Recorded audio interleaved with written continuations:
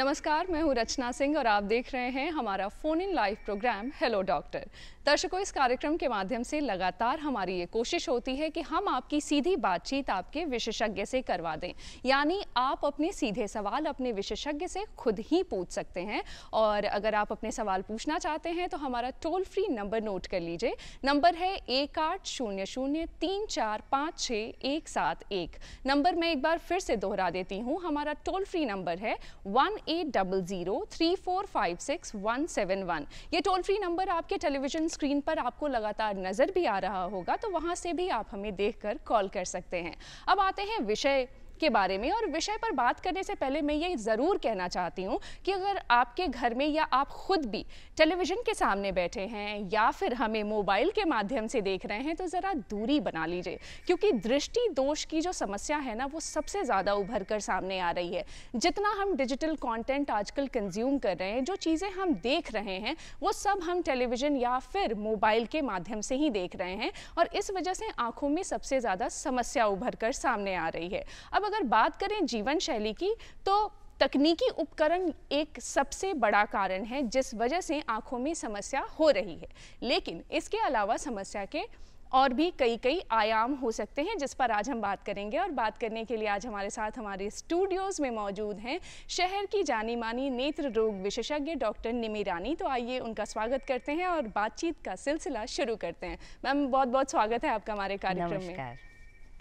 Ma'am, जैसा कि हमने शुरू में चर्चा में ये बात मैंने जिक्र भी की कि जैसे जैसे जीवन शैली बदल रही है, तकनीकी उपकरण आते जा रहे हैं, तो समस्या आंखों से संबंधित बढ़ती जा रही है। आप किस किस तरीके की समस्याओं को सबसे ज़्यादा देख रही हैं, और बीते कुछ 5-10 सालों में खास करके कोविड के बाद से क्या बड़ा बदलाव आया है? आपने बिल्कुल सही कहा। तकनीकी उपकरणों का इस्तेमाल कोरोना काल के समय काफ़ी ज़्यादा उसमें इजाफा हुआ है।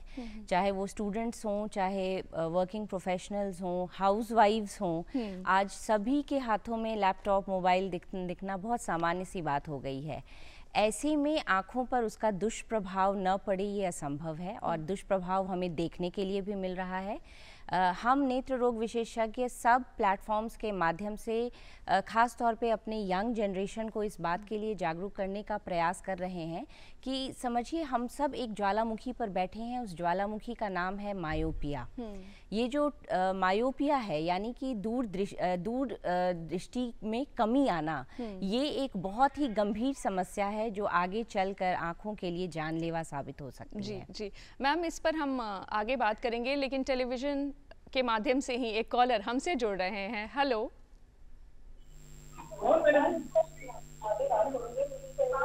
हेलो जी, बोलिए। जी, आपका बहुत बहुत स्वागत है। कृपया अपना सवाल पूछिए। Thank you so much. कृपया आप अपने टेलीविजन का वॉल्यूम थोड़ा कम कर दें, ताकि हमारे विशेषज्ञ आपके सवाल को अच्छे तरीके से सुनकर जवाब दे पाएं। ओके, मैं आवाज कम कर दूं। जी मैम, आवाज मैंने कम कर दी है।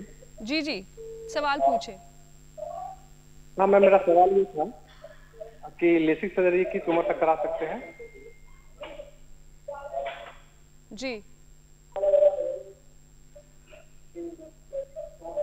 कृपया आप अपना सवाल दोहराइए, हम आपको सुन नहीं पा रहे हैं। लेसिक सर्जरी किस उम्र तक करा सकते हैं? मैंने उनका सवाल सुना, जी। और जहाँ तक मुझे बात समझ आई, वो लेसिक सर्जरी का एक उपयुक्त आयु क्या हो सकता है उसके बारे में जानना चाह रहे थे। तो इसके बारे में छोटी सी बात यह है कि मायोपिया एक प्रोग्रेसिव, धीरे धीरे बढ़ने वाली समस्या है। तो इससे निजात पाने के लिए लेसिक सर्जरी का सहारा लिया जाता है, जो काफ़ी प्रेडिक्टेबल और काफ़ी सफल तकनीक है आज के ज़माने में। लेकिन उसको करें कब, ये बहुत अच्छा सवाल है। उसको करना हमें तभी है जब मायोपिया बढ़ना रुक जाए, जब भी चश्मे का नंबर स्टेबल हो जाता है, जो अमूमन हम मान के चलते हैं 18 से 20 साल के बीच में वो स्थिति आ जाती है जब चश्मे के नंबर में बदलाव होना रुक जाता है। तब हम मायोपिया को ट्रीट करने के लिए लेसिक की मदद ले सकते हैं। जी मैम, सवाल पे अपने वापस आते हैं। जैसे हम अभी कारणों की बात कर रहे थे, कौन कौन से कारण, जो अभी आपने जिक्र किया कि मुख्यतः जो कारण आ रहा है हमारे सामने, लक्षण कौन कौन से हो सकते हैं और आंखों से संबंधित और कौन कौन सी समस्याएं हो सकती हैं? अभी हम जब बात भी कर रहे थे तो डायबिटीज़ की भी चर्चा हो रही थी, तो कैसे एड्रेस करती हैं आप इस समस्या को? जैसा मैंने बोला कि बीमारियां तो आँखों की कालांतर से रही हैं, लेकिन अभी कुछ लाइफस्टाइल, जो आज का जो मॉडर्न युग है, इसके कुछ लाइफस्टाइल जनरेटेड कुछ बीमारियां हैं जिस पर मैं ख़ास तौर पे प्रकाश डालना चाहूँगी। जिसमें कि एक तो अभी हमने बात किया डिजिटल डिवाइसेस के इस्तेमाल से जो आँखें प्रभावित हो रही हैं, और इसके साथ साथ ही खाना पीना, थोड़ा फास्ट फूड का जो प्रचलन है, और साथ ही साथ फिजिकल एक्टिविटी की कमी। मशीनी युग है, सब काम करने के लिए मशीन है, तो ऐसे में फिजिकल एक्टिविटी मानव जीवन से लगभग विलुप्त सा होता जा रहा है। इन दो कारणों से डायबिटीज़ महामारी का रूप ले रहा है, और इसका सबसे ज़्यादा इम्पैक्ट आँखों के पर्दे या डायबिटिक रेटिनोपैथी के रूप में हम देख रहे हैं, और इसके जो परिणाम हैं वो बड़े गंभीर और घातक हैं, और इस पर सोचने की, विचार करने की, और इससे बचने के जितने उपाय करने हैं वो करने चाहिए। जी जी मैम, क्या कोई अनुवांशिक कारण, जिसको जेनेटिक कहते हैं, क्या इस तरीके के भी कारण हो सकते हैं आंखों में खराबी के? हाँ, अनुवांशिक कारणों से भी बहुत सी बीमारियां आँखों में बिल्कुल होती हैं, जिसमें कि मैं बोलूँगी मायोपिया भी एक अपने आप में, उसमें उसका भी एक जेनेटिक कंपोनेंट होता है। आपने देखा होगा जिन माता पिताओं के चश्मे लगे होते हैं, उनके बच्चों में मायोपिया होने की संभावना बाकी बच्चों की तुलना में थोड़ा ज़्यादा होती है। इसके अलावा ग्लौकोमा या काला मोतिया एक ऐसी बीमारी है जो काफ़ी गंभीर बीमारी है, और इसके तो पर्याप्त साक्ष्य हैं, साइंटिफिक एविडेंसेस हैं जो ये साबित करते हैं कि ये भी एक जेनेटिक बीमारी है। और जिस भी घर में बड़ों को या बुजुर्गों को काला मोतिया की बीमारी हो, उस घर के यंगर जनरेशन का ये दायित्व बनता है कि वो हर साल कोई दिक्कत हो या ना हो, जाकर एक नेत्र रोग विशेषज्ञ से ज़रूर मिलें।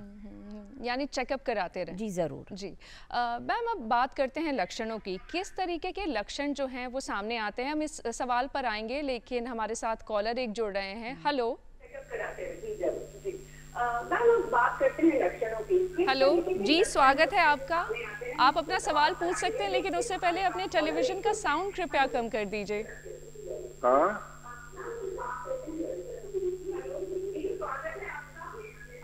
जी, आप अपना सवाल पूछिए, लेकिन टेलीविजन का वॉल्यूम थोड़ा कम कर दीजिए। हेलो जी। हाँ, नमस्कार। जी नमस्कार।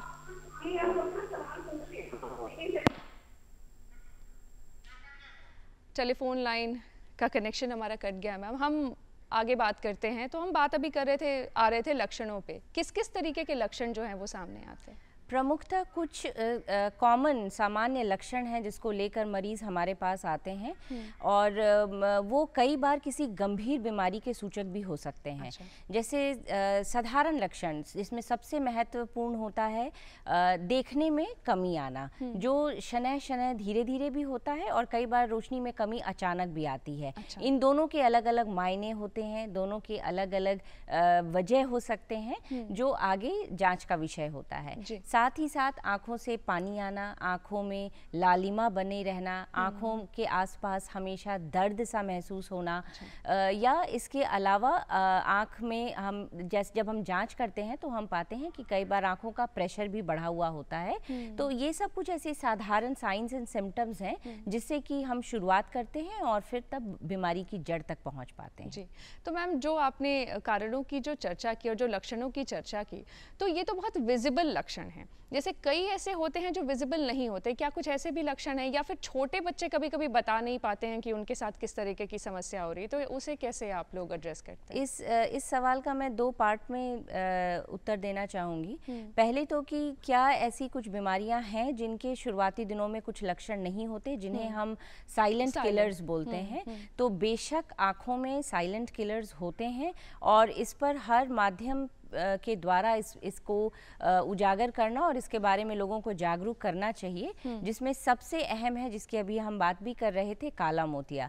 काला मोतिया या ग्लॉकोमा जिसको हम इंग्लिश में बोलते हैं, ये एक ऐसी गंभीर समस्या है जिसमें धीरे धीरे धीरे आँखों की नसों पर आँखों के प्रेशर बढ़ा होने की वजह से जो एक उसका कारण होता है, आँख की नस डैमेज हो जाती है और जब तक मरीज को पता चलता है तब तक बहुत लेट हो चुका होता है।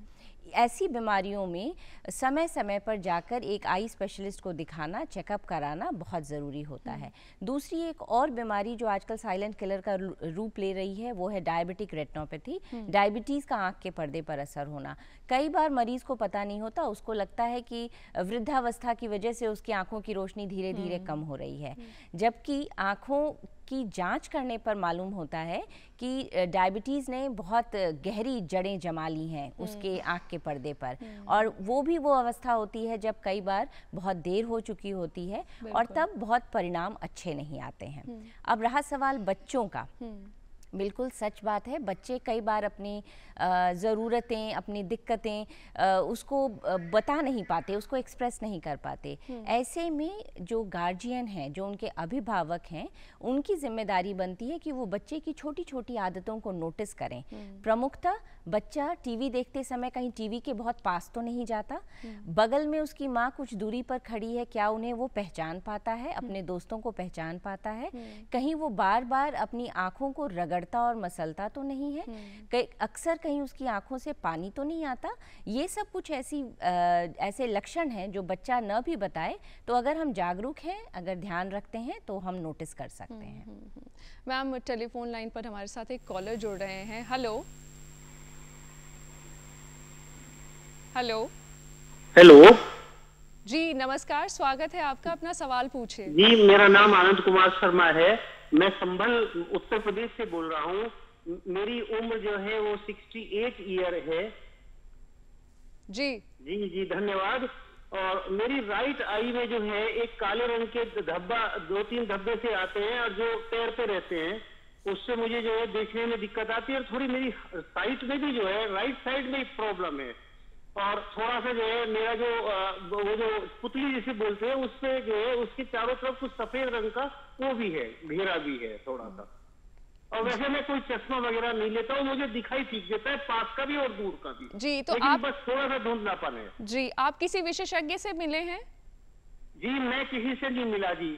अच्छा। और मैंने 2 साल पहले चेकिंग कराई थी अपनी आँख की, तो मेरी आँख बिल्कुल ठीक थी। अच्छा जी, जो मैं इनका प्रश्न सुन पाई हूँ और समझ पाई हूँ, श्रीमान फ्लोटर्स नाम की एक समस्या है, उससे जूझ रहे हैं। अब फ्लोटर्स क्या होता है, आँख के पिछले हिस्से में विट्रियस नाम का एक पदार्थ या एक जेली होती है। अच्छा। कई बार जैसे जैसे उम्र बढ़ती है उसमें कुछ काले धब्बे से बन जाते हैं जो बिल्कुल बिनाइन होते हैं, इनसे किसी किस्म का नुकसान रोशनी को नहीं होता। अच्छा। लेकिन ये एक वृद्धावस्था की देन होते हैं और इसीलिए इनका इलाज होना भी संभव नहीं है। अच्छा। वो आँख के सामने आते जाते ज़रूर रहते हैं लेकिन उससे रोशनी पर कोई दुष्प्रभाव नहीं पड़ता। दूसरी जो चीज़ उन्होंने पूछी, पुतली के चारों तरफ सफ़ेदी का आना, इस कंडीशन को अगेन आर्कस सेनाइलिस के नाम से जाना जाता है। ये भी कोई गंभीर समस्या नहीं है, वृद्धावस्था की ही देन है।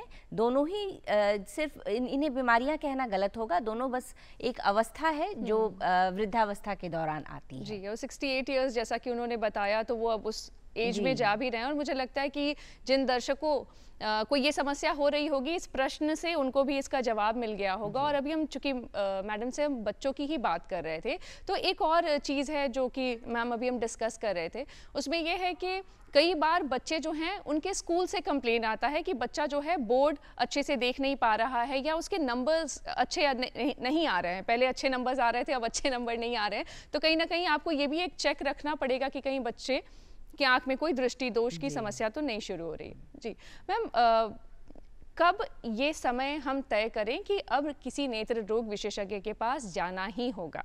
क्या कोई ऐसा तय समय है या छोटे बच्चों में भी क्या कोई ऐसा समय है जब ये एक जांच बेसिक करा लेनी चाहिए, चूंकि अभी जिस तरीके से वो ऑनलाइन कंटेंट कंज्यूम कर रहे हैं, ऐसे में कब वो एक समय है कि कोई बच्चा या फिर एडल्ट या कोई बुजुर्ग को डॉक्टर से ज़रूर मिलना चाहिए? जो बिल्कुल नवजात शिशु होते हैं उनमें जो सबसे मैं कहूँगी गंभीर बात है। वो एक माँ बच्चे को स्तनपान कराते समय वो नोटिस कर सकती हैं। कई बार बच्चों की पुतली के बिल्कुल बीचों बीच एक सफ़ेदी सी दिखती है। अगर कभी भी ऐसा दिखे तो इसे बिल्कुल भी न टालें, क्योंकि ये आँखों की बहुत ही गंभीर समस्या, इनफैक्ट आँखों का कैंसर भी हो सकता है। तो एक ये नवजात शिशु के बारे में मैं ज़रूर बोलना चाहूँगी। इसके अलावा जो टॉडलर्स हैं, जो थोड़े बड़े उम्र के बच्चे हैं, उनमें भी मैं कहूँगी कि बच्चों की आँखों में जो मैंने पहले लक्षण बताए, और साथ ही साथ एक और बात, आँखों में किसी भी तरह का तिरछापन अगर है, जिसे हम स्क्विंट आईज बोलते हैं, अगर ऐसी कोई भी लक्षण दिखे तो उसे 2 साल की उम्र में, 3 साल की उम्र में, जब भी ये लक्षण उभर के आते हैं, बच्चे का एक नेत्र रोग विशेषज्ञ से जांच होना अनिवार्य है। इसके अलावा जो बड़े हैं वो तो अपनी ज़रूरतें, अपनी दिक्कतें समझ सकते हैं, ऑब्जर्व कर सकते हैं। तो जब भी दिक्कत महसूस हो तो उसे टालें ना, आकर डॉक्टर से मिलें। साथ ही साथ जो इंडिया में अब ये कल्चर आज तक डेवलप नहीं हो पाया, लोग हेल्थ को प्रायोरिटी लिस्ट में थोड़ा नीचे रखते हैं, तो ऐसे में ये बताना बहुत ज़रूरी है कि रूटीन आई चेकअप अपने लाइफस्टाइल में ज़रूर शामिल करें। किसी भी लक्षण के आने का इंतज़ार न करें, क्योंकि बहुत सी साइलेंट बीमारियां हैं जिनका भी हमें सामना करना होता है। जी। और बुजुर्गों में ये लक्षण कैसे अलग हो सकते हैं?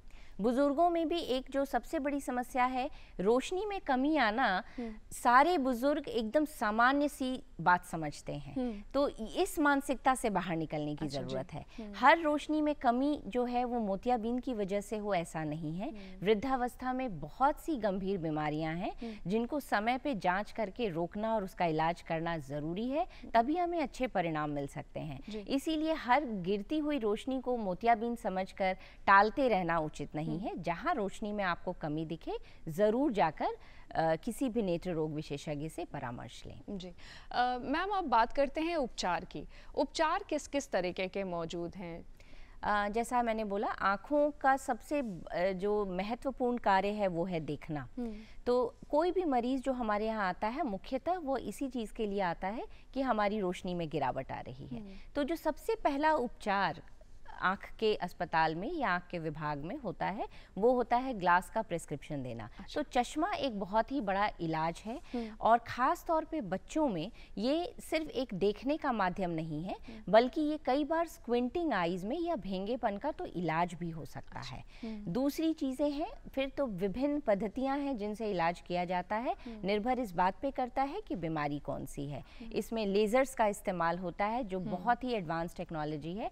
आँखों के अंदर इंजेक्शंस का इस्तेमाल होता है, एंड सबसे इम्पॉर्टेंट, विभिन्न तरह की सर्जिकल टेक्नोलॉजी अब है मॉडर्न साइंस के ज़माने में, जिनका इस्तेमाल करके हम गंभीर से गंभीर, जो आज से कुछ साल पहले शायद लाइलाज बीमारियां थीं, उनका सफल इलाज कर रहे हैं।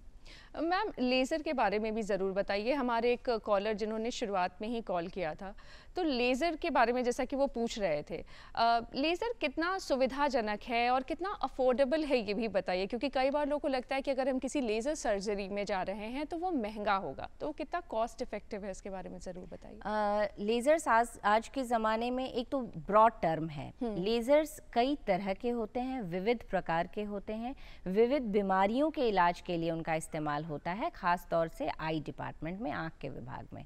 तो अब ये डिपेंड करता है कि वो बीमारी कौन सी है और किसका इलाज किया जा रहा है। कई बार तो ये लेसिक प्रोसीजर, जिसके बारे में हमारे फर्स्ट कॉलर ने बात की थी, तो इसका इलाज भी पहले की तुलना में अब इसके इलाज में कॉस्ट में काफ़ी कमी आई है। तो बिल्कुल कॉस्ट इफेक्टिव है, इसके परिणाम भी बहुत अच्छे हैं। कुछ लेज़र्स हैं जो कि ग्लॉकोमा के इलाज में यूज़ किए जाते हैं। वो भी बहुत इम्पॉर्टेंट हैं, क्योंकि आगे चलकर वो आपकी रोशनी को बचाते हैं। तो एक तरह से विजन सेविंग लेज़र प्रोसीजर्स हैं वो। तो बहुत ही कॉस्ट इफेक्टिव हैं, बहुत ही कम दरों पर आज ये सारे लेज़र्स की सुविधा हमारे शहर में भी उपलब्ध है। जी मैम, टेलीफोन लाइन पर हमारे साथ एक कॉलर जुड़ रहे हैं। हेलो जी नमस्कार, स्वागत है आपका, अपना सवाल पूछे। नमस्कार, मेरा नाम आशीष पाठक है और हम कोटा डिस्ट्रिक्ट से बोल रहे हैं। जी हाँ, मेरा नाम आशीष पाठक है जी, आप अपना सवाल पूछिए, हम आपको सुन पा रहे हैं। जिस सवाल ये है मैडम कि हमने 1 तारीख को मोतियाबिंद का ऑपरेशन कराया है। जी 1 तारीख को 1 मई को हमने मोतियाबिंद का ऑपरेशन कराया है। तो मेरा सवाल ये है मैडम कि हम जानना चाहते हैं कि कितने दिन के बाद हम नॉर्मल पढ़ाई लिखाई कर सकते हैं, और ये धूप का चश्मा हमको लगाना बंद कर देना है, ये कितने दिन तक ये प्रिकॉशन हमको लेना होगा? जी मैम, इन्हीं के साथ जुड़ा हुआ एक हमारा भी सवाल है कि मोतियाबिंद के बारे में ज़रूर बताइए। जो एक समस्या जो आज के समय में है कि कई बार एक बहुत कॉमन टर्म लोग यूज़ करते हैं कि मोतियाबिंद के समय मोतिया पकना चाहिए, वो पूरा जब तक पकेगा नहीं तब तक लेसिक होगा नहीं। तो ऐसे में उसके बारे में बताइए और हमारे कॉलर के सवाल का भी जवाब ज़रूर दीजिए।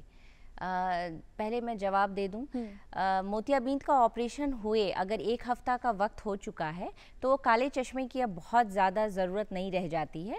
अगर धूप में निकलने पर खुद को दिक्कत हो, लाइट से सेंसिटिविटी सी महसूस हो, तभी काला चश्मा लगाएं, नहीं तो 1 हफ्ता बीत जाने के बाद इस चश्मे का बहुत रोल नहीं रह जाता है। पहली बात।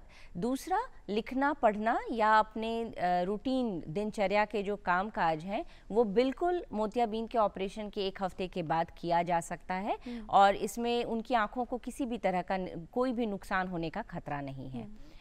दूसरी बात, जो मोतियाबिंद के पकने की एक जो भ्रांति है समाज में और काफ़ी समय से है, तो इसका तो मैं बिल्कुल खंडन करना चाहूँगी। मोतियाबिंद भी बाकी बीमारियों की तरह एक बीमारी है, उसे जितना पकने के लिए छोड़ते हैं हम, इसका मतलब है हम अपनी बीमारी की जटिलता को, उसके कॉम्प्लिकेशन को बढ़ा रहे हैं। और अननेसेसरी जो बिल्कुल गैर ज़रूरी है ऐसी घटनाओं को, सर्जिकल इंसिडेंट्स या एक्सीडेंट्स को हम इनवाइट कर रहे हैं। तो मोतियाबिंद का इलाज तब होना चाहिए जब वो आपके डेली रूटीन को डिस्टर्ब कर रहा हो। उसे पकाने का कोई कॉन्सेप्ट अब वैलिड नहीं है। अब बहुत ही अच्छी टेक्नोलॉजी है जिससे हम आजीवन मोतियाबिंद की सर्जरी के बाद अच्छी रोशनी एंजॉय कर सकते हैं, इसीलिए इस भ्रम को अब तोड़ने की ज़रूरत है। जी, चूँकि मैम मोतियाबिंद की बात हो रही है, हम ये भी समझना चाहते हैं कि कौन कौन से प्रिकॉशंस लें। जैसे कई लोग कहते हैं कि गर्मी के समय में हम ऑपरेशन नहीं कराएंगे, जबकि उन्हें करा लेना चाहिए अगर डॉक्टर प्रिस्क्राइब कर रहे हैं तो, कि नहीं आंखों में पसीना जाएगा, या नहाने को भी लेकर के कई सारे लोग के दिमाग में बहुत सारी बातें चलती हैं। तो ज़रा बताइए कि किस किस तरीके के प्रिकॉशंस कब तक लेने चाहिए और कब आप आराम से अपनी दिनचर्या कर पाएंगे? जी, मोतियाबिंद की सर्जरी आजकल बहुत ही सिंप्लीफाइड और मैं बोलूँगी काफ़ी एडवांस तरीके से की जाती है। माइक्रो इंसिजन के द्वारा ये सर्जरी होती है, तो उसकी वुंड की हीलिंग जो है वो काफ़ी जल्दी पूरी हो जाती है। इसीलिए बहुत लंबे चौड़े प्रिकॉशंस की अवधि आजकल हम एडवाइज़ नहीं करते। आँखों में पानी जाने से बचाव के लिए कुछ दिनों की ज़रूर राय दी जाती है, और हेड बाथ या बालों को धोना या चेहरे को धोना ये 1 हफ्ते के बाद से बिल्कुल अलाउड होता है। या धूप में बैठना या बाकी के काम जैसे टीवी देखना या मोबाइल का इस्तेमाल करना, ये सब आप दूसरे तीसरे दिन से ही आप कर सकते हैं। जी मैम, यहाँ हमारे साथ टेलीफोन लाइन पर एक और कॉलर जुड़ रहे हैं। हेलो। हेलो जी नमस्कार, स्वागत है आपका, अपना सवाल पूछिए। हम बोल रहे थे मैम कि जैसा कि पढ़ाई लिखाई करते हैं जी, तो जब भी मोबाइल के सामने कॉल देखते हैं ना क्लास व्लास, तो चश्मा जब 0 पावर का लगाते हैं तो सर दर्द करता है। अच्छा, तो मतलब कि आप चश्मा नहीं लगाते दर्द नहीं करता, ऐसा क्यों होता है? अच्छा, 0 पावर का चश्मा लगाते हैं और जब चश्मा नहीं लगाते हैं तो फिर आंखों में दर्द होता है। ये जो आपके लक्षण है इसका कोई बहुत वैज्ञानिक ये नहीं बेसिस लग रहा है, क्योंकि एनीवेज अगर चश्मा 0 पावर का है तो उसका कोई बहुत ज़्यादा असर तो आंखों पर हो नहीं रहा होगा। तो ये थोड़ा सा ये ज़रूर हो सकता है कि अब किस किस्म का बोर्ड इस्तेमाल किया जा रहा है। कई बार अगर स्मार्ट बोर्ड पे पढ़ाई हो रही होती है तो जो 0 पावर का चश्मा है उसमें भी अगर एंटी रिफ्लेक्टिव कोटिंग वगैरह रहती है तो उसका थोड़ा सूदिंग इफेक्ट होता है और वो लगाने से जी हार्श नहीं लगता, और जिसकी वजह से ऐसा महसूस होता है कि हेडेक या आंखों में आई स्ट्रेन हम कम महसूस कर पा रहे हैं। मैम, जिस लाइफस्टाइल की हम शुरुआत में बात कर रहे थे, अब बात उसी की करते हैं, क्योंकि कोविड के बाद से समय बहुत बदल गया। बच्चे ऑनलाइन क्लासेस करने लगे, कई सारे लोग जो हैं वो हाइब्रिड मोड पर और ऑनलाइन माध्यम से काम करने लगे, और काफ़ी लंबा समय जो है वो कंप्यूटर, लैपटॉप या अपने मोबाइल फ़ोन के सामने रहते हैं। ऐसे में उन्हें कब चेकअप कराना चाहिए, कितने कितने टाइम पर चेकअप कराना चाहिए, और कितना एक्सपोज्ड हैं इसको लेकर के कैसे ये तय करें कि कब हमें आई टेस्ट कराना चाहिए, भले ही आंखों में कोई समस्या ना हो? अगर कोई एडल्ट है 18 एंड अबव तो साल में एक बार का चेकअप काफ़ी है, इररिस्पेक्टिव ऑफ कि उनका स्क्रीन टाइम कितना है। क्योंकि मैम कई लोगों का जो, जैसे अगर कोई सॉफ्टवेयर इंजीनियर है तो वो 7 घंटे 8 घंटे का वक्त दे रहे हैं और वो लगातार या तो वो फ़ोन के माध्यम से, नहीं तो लैपटॉप या कंप्यूटर के माध्यम से हैं जुड़े हुए, तो उनको कब कब टेस्ट कराना चाहिए? जैसा मैंने बोला, अगर कोई भी वयस्क हैं, एडल्ट हैं, तो वो साल का एक बार का चेकअप उनके लिए काफ़ी होगा। लेकिन अपने डेली के दिनचर्या में कुछ ऐसे प्रिकॉशंस हैं जो शामिल करना उनके लिए अनिवार्य है। जैसे कि जब भी स्क्रीन के सामने वो होते हैं तो एक एंटी रिफ्लेक्टिव कोटिंग वाले ग्लासेस पहनना ज़रूरी है। अच्छा। सबसे पहला और सबसे बहुत इम्पॉर्टेंट ये एक प्रिवेंटिव मेजर है जो हमें इस्तेमाल करना चाहिए। दूसरा, जो स्क्रीन है उसकी जो हाइट है वो आपके आँखों की हाइट से थोड़ी नीची होनी चाहिए। अच्छा। स्क्रीन उल्टा अक्सर मैंने देखा है लोगों को रखते हुए कि अपनी आंखों के लेवल से वो ऊंचा रखते हैं, ये सोचते हुए कि शायद नेक पे स्ट्रेन ना हो। लेकिन आंखों का जहां तक सवाल है, स्क्रीन की हाइट आंख की हाइट से थोड़ी नीची होनी चाहिए। अच्छा। दूसरा, हर 1 घंटे के बाद कंप्यूटर ब्रेक एक लेना अनिवार्य है, जिसमें हमें अपने आंखों को रोटेट करना चाहिए और दूर की किसी भी चीज़ को फोकस करना चाहिए। अच्छा। और चौथी और सबसे अहम बात, आंखों में लुब्रिकेंट्स नाम की दवाइयाँ जो बाजार में आराम से उपलब्ध हैं, उसका भरपूर सेवन करना चाहिए। जी मैम, चूँकि अब बात सेवन की आपने कही, तो खान पान कैसा रखें? आँखों का स्वास्थ्य कैसे अच्छा हो सकता है अगर अच्छा हम खाना खाएंगे तो? जी, बहुत ही वैलिड प्रश्न है, ख़ास तौर पे आज के ज़माने में जब बहुत ज़्यादा फास्ट फूड और मैदा और ऑयल से बनी हुई चीज़ों का प्रचलन है।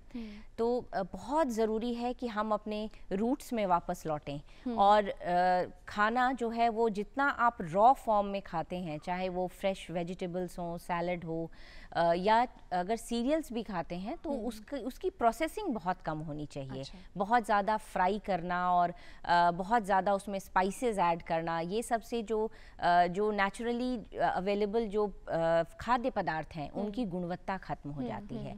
तो रॉ अनप्रोसेस्ड खाना खाएं, ताज़ी हरी सब्जियां और फल का सेवन करें। दूध के बने हुए प्रोडक्ट्स, खास तौर पे बच्चे और बुजुर्ग, उनके लिए बहुत ज़रूरी होता है कि वो अपने डाइट में शामिल करें।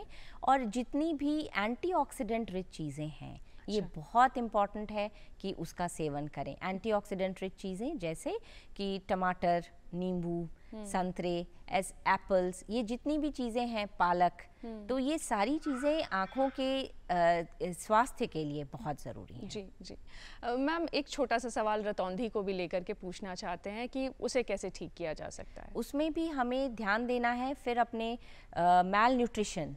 जब भी विटामिन ए की कमी होती है तभी हम इस समस्या से जूझते हैं। तो ये बहुत इम्पॉर्टेंट है। रतौंधी के और भी कारण हो सकते हैं, लेकिन एक बहुत ही अहम कारण जो है, और वो भी ये प्रिवेंटेबल कारण है। कुछ रतौंधी के जो कारण होते हैं उनका तो इलाज संभव ही नहीं हो पाता, लेकिन इसमें अगर हम विटामिन ए को रिप्लेनिश कर देते हैं तो रतौंधी का इलाज संभव है। जी जी मैम, आप हमारे कार्यक्रम में आई, हमारे दर्शकों को आपने इतनी अच्छी जानकारी दी, इसके लिए आपका बहुत बहुत धन्यवाद। नमस्कार। तो दर्शकों, अभी हम बात कर रहे थे शहर की जानी मानी नेत्र रोग विशेषज्ञ डॉक्टर निमि रानी जी से, और उनसे हम ये समझने की कोशिश कर रहे थे कि नेत्र से संबंधित समस्याएं कौन कौन सी हो सकती हैं, उसके कारण क्या हैं, लक्षण क्या हैं और उपचार के तरीके क्या हैं। तो इसी के साथ अगली बार फिर से मिलेंगे, तब तक के लिए आप हमारे साथ बने रहिए और देखते रहिए DD बिहार। नमस्कार।